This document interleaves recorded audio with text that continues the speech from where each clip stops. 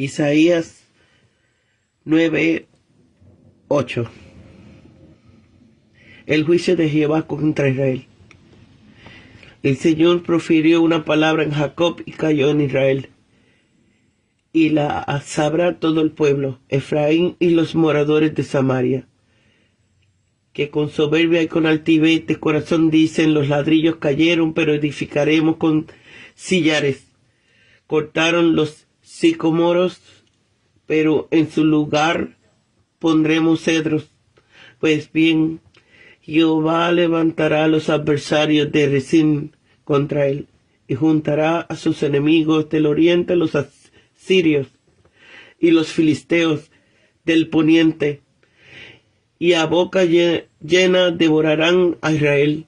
Ni con todo eso han cesado su furor, sino que todavía su mano está extendida. Pero el pueblo no se convirtió al que lo castigaba, ni buscó a Jehová de los ejércitos.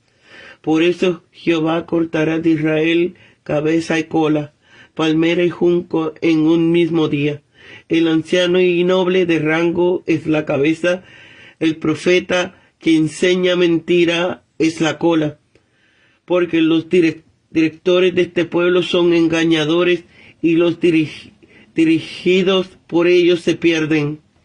Por tanto, el Señor no tomará contentamiento en sus jóvenes, ni de sus huérfanos y viudas tendrá compasión, porque todos son impíos y malvados, y toda boca habla insensateces. Ni con todo esto ha cesado su furor, sino que todavía su mano está extendida, porque la maldad se encendió como fuego, zarzas y espinos devorarán, y se encenderá en lo espeso del bosque, y subirá en densas espirales de humo. Por la ira de Jehová de los ejércitos se abrasa la tierra, y será el pueblo como pastos de fuego.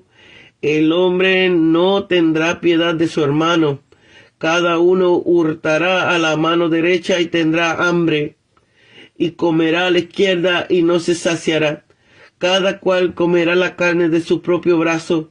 Manasés a Efraín y Efraín a Manasés, y ambos a una contra Judá. Ni con todo eso ha cesado su furor, sino que todavía su mano está extendida.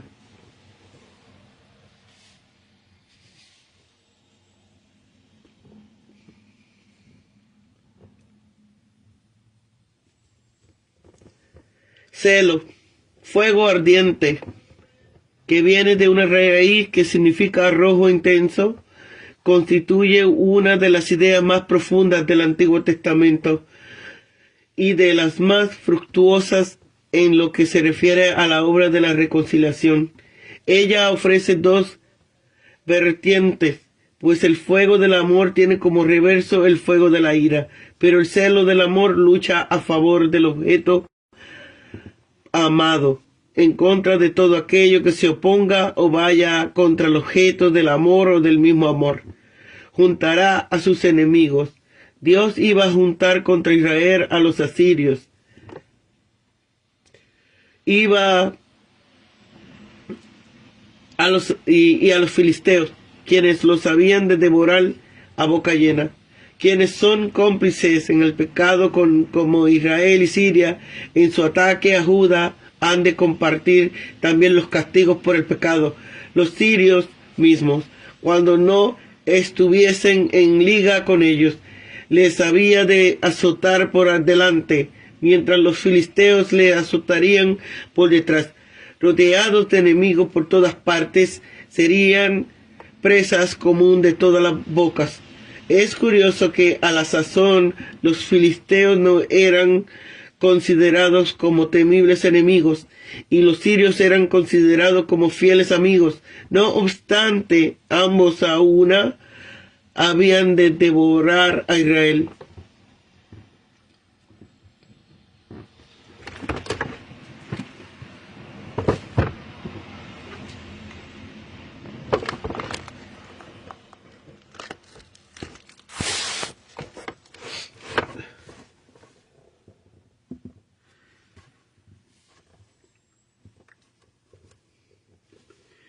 De nuevo el profeta vuelve a los truenos del juicio, dividiendo su mensaje en 4 estrofas y terminando cada una de ellas como el estribillo.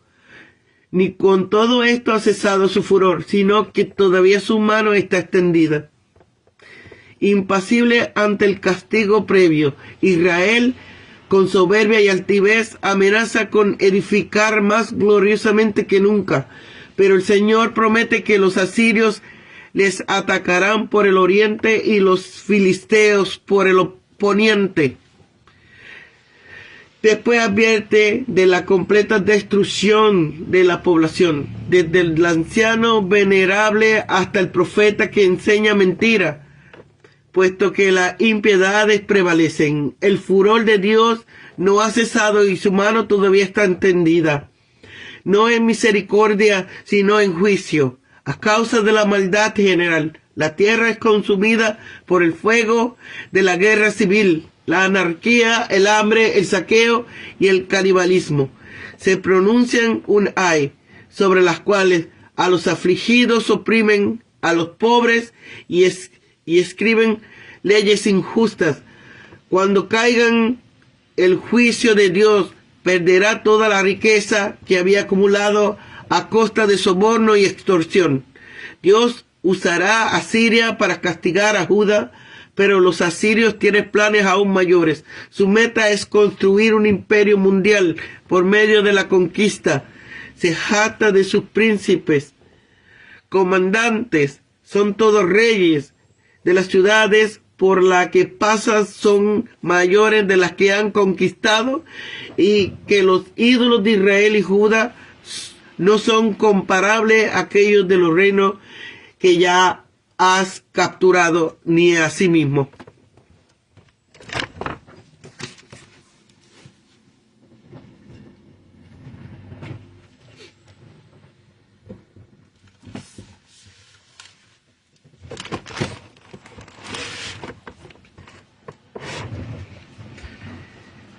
Aquí tenemos la terrible amenaza, primeramente dirigida contra Israel, el reino del norte, cuya ruina se predice aquí y que había de ocurrir en el espacio de unos pocos años, pero apunta más lejos al funesto destino de todas las naciones que se olvidan de Dios y no quieren que Cristo reine sobre ellas.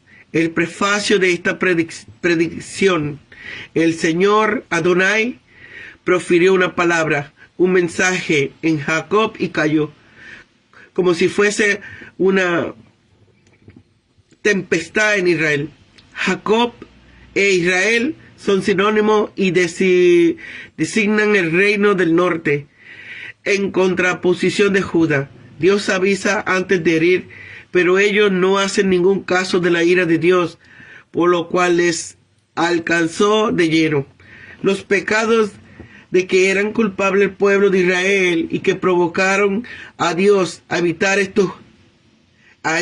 estos castigos, su insolencia desafió a la justicia de Dios al pensar que eran capaces de hacer frente al poder de Dios.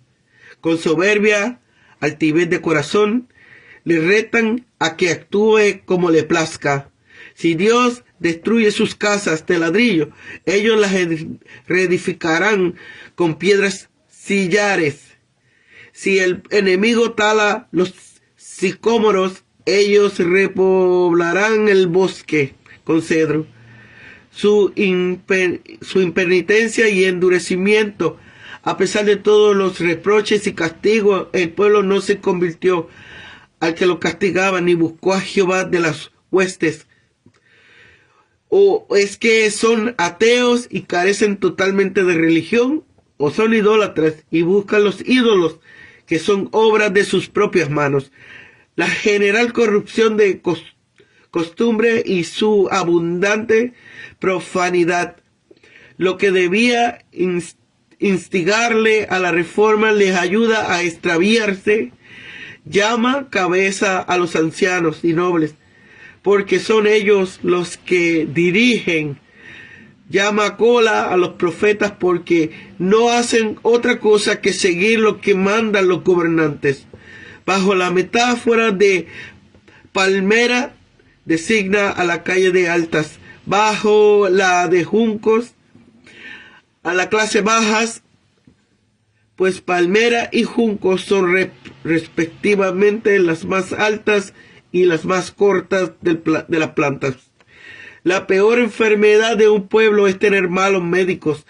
La maldad era universal y todo estaba infectado de ella, pues cada cual es un impío y un malhechor. Impío, esto es, falto de piedad hacia Dios, y malhechor, que hace daño a su prójimo. De ordinario, estos dos pecados van de mano. Que no teme a Dios tampoco tiene consideración a los hombres.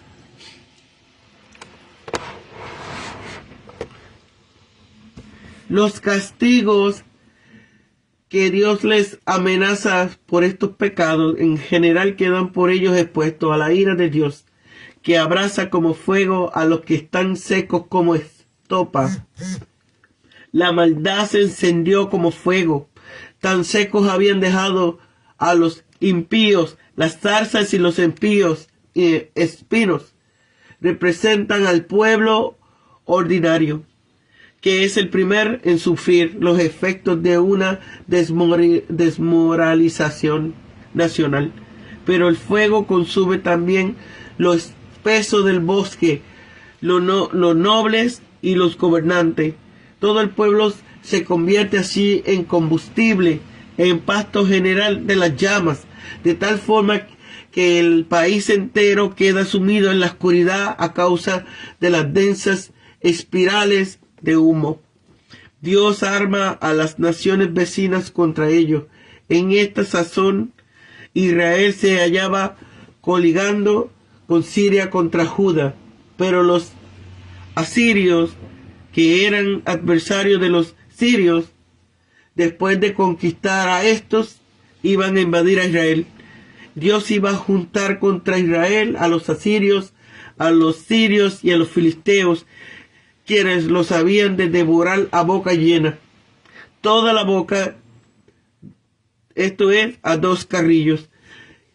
Quienes son cómplices en el pecado como Israel y Siria en su ataque a Judá, han de compartir también los castigos por el pecado. Los asirios mismos, cuando no estuviesen ligados con ellos, les había de azotar por delante, mientras los filisteos le azotarían por detrás.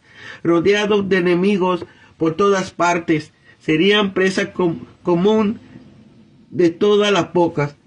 Es curioso que a la sazón los filisteos no eran considerados como temibles enemigos, y los sirios eran considerados como fieles amigos. No obstante, ambos a una habían de devorar a Israel. Pero Dios había de sacar de él en medio de ellos a aquellos mismos en quienes ellos habían puesto su confianza. Por eso Jehová cortará de Israel cabeza y cola, palmera y junco en un mismo día. Metáforas que ya han sido explicadas en el punto 2. Los magistrados que estaban puestos para dirigir y hacer justicia, pero en cambio habían extraviado al pueblo, serían cortados como ramas podridas.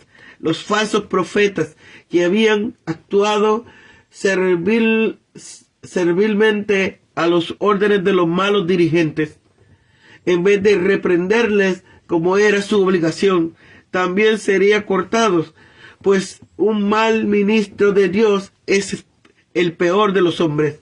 Como dice, las mejores cosas cuando se corrompen se convierten en las peores. La desolación había de ser tan general como había sido la corrupción, y ninguno había de escapar. Por tanto, el Señor no tomará contentamiento en sus jóvenes que están en la flor de la vida, ni dirán tratarles bien en atención a mí, ni siquiera tendrán compasión de sus huérfanos y viudas, de modo especial el patrón y protector de ellos, porque todos son impíos y malvados, han corrompido sus caminos como todos los demás. Cada uno contribuirá a la ruina común. El hombre no tendrá piedad de su hermano, Las guerras civiles hacen que un reino se precipite en la ruina. Esto es lo que ocurría en Israel. Es tan triste, en tan tristes circunstancias, cada uno se apoderaba de lo que estaba al alcance de su mano. Robaba para comer sin poder saciarse y llegaba incluso a cebarse en su prójimo más allegado. Este parece ser el sentido de la última frase del versículo 20. Cada uno comerá la carne de su propio brazo, de quienes podían ayudarle y sostenerle en su aflicción. El versículo describe el horrible estado de un hambre que culmina en la locura. Y esto había de ocurrir no solo entre individuos, sino también entre las mismas tribus. Manasés, Efraín y Efraín a Manasés, y ambos a una en contra de Judá. Los que eran capaces de unirse contra Judá no podrían unirse entre ellos mismos. La mutua enemistad y animosidad entre las familias de los hijos de Dios es un pecado que las hace madurar para la ruina y un triste síntoma de que esa ruina se acerca a pasos agigantados. A pesar de tantos castigos, la ira de Dios no estaba aplacada como un estribillo. Se repite la frase, ni con todo esto ha cesado su furor, sino que todavía su mano está extendida. La ira de Dios no se apaga, sino porque el pueblo no se vuelve hacia el que lo está hiriendo.